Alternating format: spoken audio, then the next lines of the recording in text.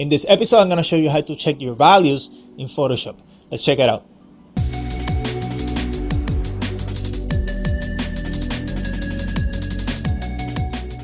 Alright guys, welcome to this week's episode. My name is Jose Vega. I'm a concept artist at josevega.com. And in this channel, I like to share with you guys my tips and tricks for Photoshop in digital painting. And in this episode, I'm going to show you 3 different ways that you can check your values in your paintings. Let's check it out. Okay, so checking your values. Why do you want to check your values? I think for me it's very important to check my values because it helps me have a better read on my scene, whether I'm doing a character or an environment or whatever it is that I'm painting. It helps me have a better read on my composition.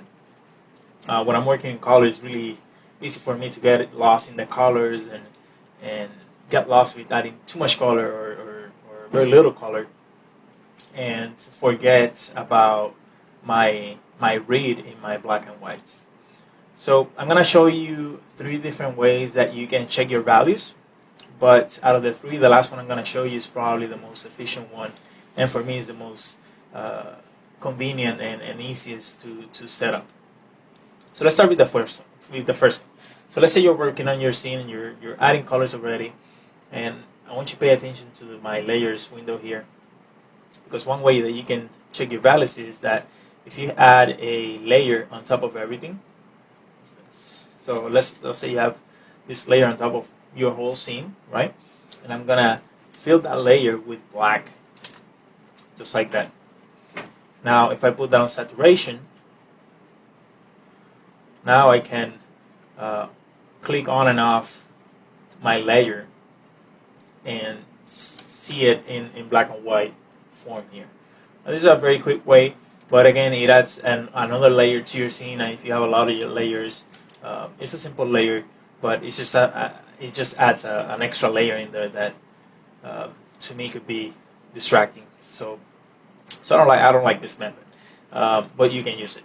Now another method is pretty similar, but let's get rid of that one, is by using an adjustment layer. And the adjustment layers you can find here on the bottom, this drop down menu, and we're going to add a hue and saturation layer, right? And this, since we opened up the hue and saturation layer, it's going to bring this window up, and we're just going to bring the saturation down, all the way down, and press OK. Now we check it the same way as the previous one. You just click on and off, right? And sometimes there's difference, so I'm going to do the first one. I'm just going to fill this in blank, in white and black, and put this in saturation. Now you can see already here that there's a difference between checking values with this method here and checking values with this method here. Here it looks a little bit darker on the dark parts. You don't have that much information on there. So there's still a little, the background is a little bit darker on this one. So it's not completely full accurate in checking your values here. So that's another reason why I don't like these 2 methods. Now the method that I use, and I'll give you the pros and concept of why I like it better, is if you go to Filter, View. I'm going to show my menu items here. We go to Proof Setup, and then we go to Custom. So here this window is going to come, and usually by default you're going to find this on Working CMYK, right? Usually it's like this. So let's do it again. We go to View, we go to Proof Setup, and we go to Custom. Now here you're going to go to this drop down, and instead of putting it in Working CMYK, you're going to put it on Working Gray. You're going to see that your image is going to change black and white. And you just press OK, right? So now you got to see how you're going to toggle on and off, how you're going to look at it in color and black and white. So the shortcut for this is Control Y. So Control Y lets you go back and forth in that setting, right? So every time you want to check your values, you can press Control Y. And if you want to go back to colors, Control Y again, and that's it. Super easy. You don't have extra layers to check your values. And the thing that I like the most about this is that, let's say I'm still working on my scene here. I'm gonna add a new layer here. Let's say I'm adding some detail here and I'm painting here, right? Now, I'm gonna change this to black and white, Control Y, right? Now, if I had let's just say I had my previous versions, one of the two, I'm just gonna pick the first one, put this in black, go to saturation, right? Now, if I go to my new layer and I sample here, you're gonna see that on my color here, I'm gonna put it here on the side, put it close here. It's gonna grab that gray, right? If I go here, it's gonna grab that gray here, gray, right? But let's get rid of that. If I do my Control Y feature, I'm gonna go to my new layer, Control Y, change the black to white. And if I click here on this gray, it's gonna get that gray, and then here is gonna get the color that is actually on the color version.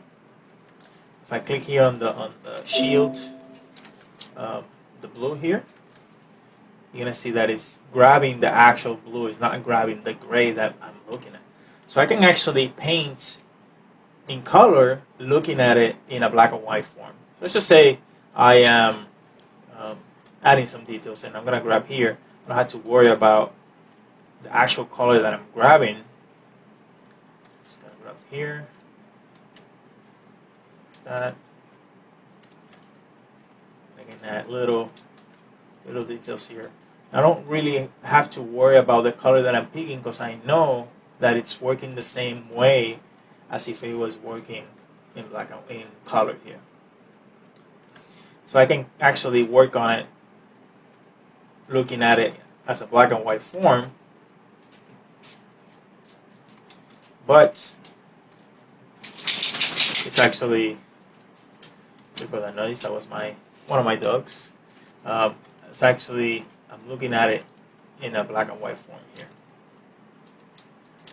right? So I think this is a very, very great way of checking your values and also work your painting looking at it in a black and white form and still painting it in color.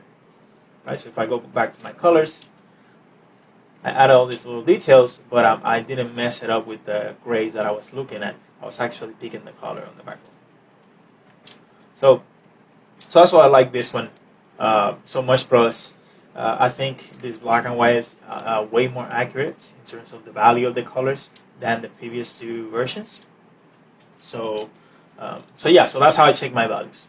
I hope that works for you guys. If not, you can do the other versions that I showed you guys. Those are the only 3 methods that I know that you can check your values.